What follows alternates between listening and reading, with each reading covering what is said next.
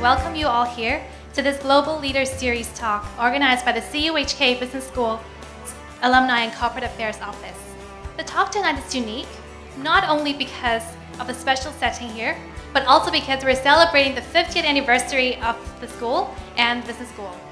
I would like to invite the Vice Chancellor of the Chinese University of Hong Kong, Professor Joseph Song, to deliver a speech. Professor Song, please. Mr. and Mrs. John Rice, Consul General Mr. Stephen Young, distinguished guests, ladies and gentlemen, good evening, and a very warm welcome to this commemorative Global Leaders Series event held in celebration of the 50th anniversary of CUHK and the Business School.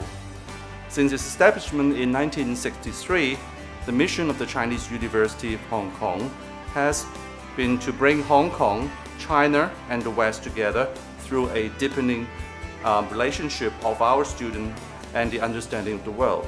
We are constantly building stronger and more productive ties between the East and the West. Today, we have over 150,000 alumni across the globe, forming a crucial link between CUHK and the rest of the world. I think it is a very interesting and appropriate topic for Mr. John Rice to give us a talk tonight on global growth, opportunities and challenges in Asia. Please welcome Mr. John Rice. So thank you very much for that, and congratulations on your 50th anniversary, and also on your recognition of the responsibility that you have as an institution to develop the global leaders for the Asian century. Because in that respect, the work that we do as a company, the work that you're doing as an institution really converges. This is all about figuring out what kind of leadership, where we need leaders, and the things that we'll have to do as an institution and the things that you'll have to do as an institution to be successful in this century. As we look at our business in China, we've been in China for 100 years. Today we have 18,000 employees in China. We have very significant operations in healthcare, in power generation. It's an enormous market for our jet engines and our aviation leasing business.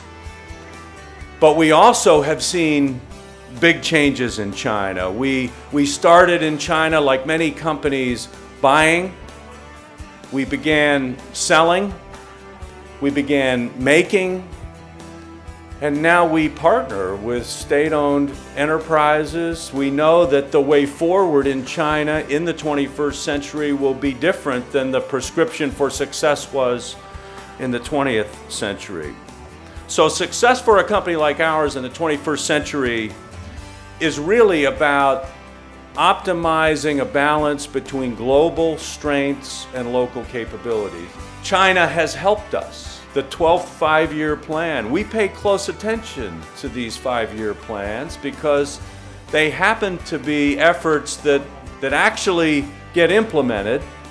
And if you align with those priorities, if you're in our set of businesses, you have a better chance of being successful. So in the 21st century, global leaders, not just in China, but global leaders everywhere we see, are going to be people who do what they say.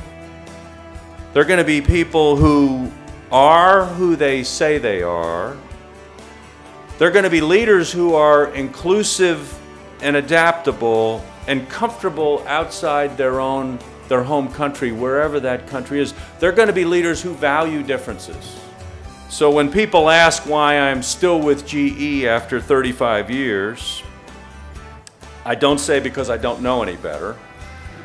I say that there's three reasons. The number one reason is because of our people. And I don't think that we have a monopoly on great people. I think we have our share. I think they are great people. And I think if you're going to work hard, you might as well come to work and work with people that you like being with. I say because we have a learning culture. And we know that we have to be better leaders today than we were yesterday, and we have to be better leaders tomorrow than we are today. And we're not afraid to admit our mistakes, and we're not afraid to learn so that we can be a good company for the next 130 years. And I say because we get to work on stuff that matters.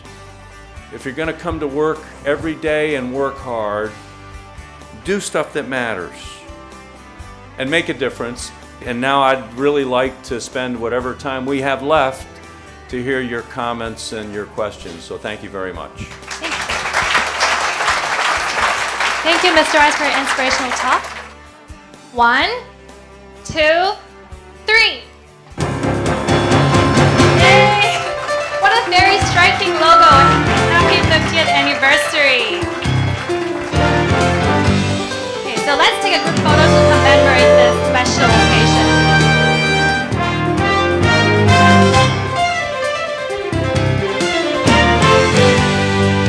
Let's take a group photo to commemorate this special moment.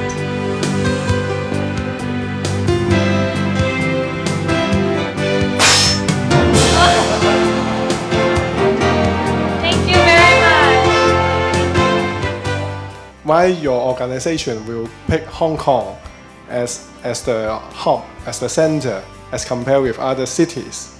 Because Simon did a good job. That's the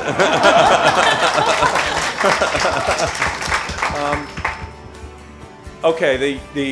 In addition to that, the answer is, you know, when you choose something like this, it's a little bit of substance and a little bit of symbolism. So we knew that we're shifting the center of gravity, so we couldn't possibly be located in the United States and be talking about how important global markets are for us. And we had to have a place that was recognized for global commerce, and Hong Kong certainly is. And we had to have a place that was easy to get in and out of. Hong Kong is that kind of place. And we wanted to be in a place where we would have access to thought leadership. And Hong Kong is that kind of place. You have R&D in China, Yeah. and you know how Chinese people work and how to create a more innovative generations of Chinese. Well, I think one of the ways, first of all, we have probably 1,500 engineers in China. We do have a basis for making a comparison. Some of our most innovative medical technologies have come from the China team. It's less about where an individual is located and more about how they're plugged into a global innovation framework. So the engineers that we have in China, like the engineers that we have in Bangalore, India, are plugged into a global innovation framework, and it's a combination of their capabilities and this global framework that produces quality output.